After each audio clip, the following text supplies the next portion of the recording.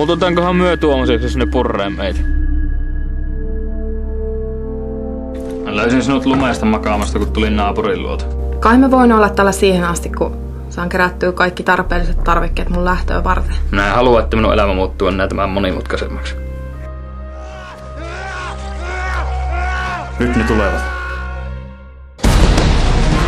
Meidän pitää päästä pois täältä! Mitä mä oon joutunut tänne? Minä ainakaan ota mitään riskejä. Täällä eletään sitten minun säännöllä. Okei.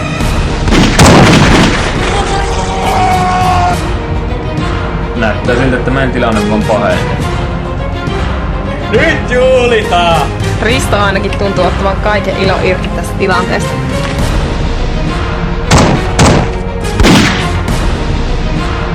Risto perkele!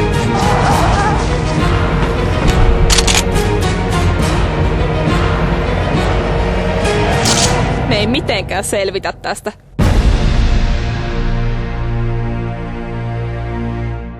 Entä jos niitä tulee hirveä lauma kerralla? Mitäs me sitten tehdään?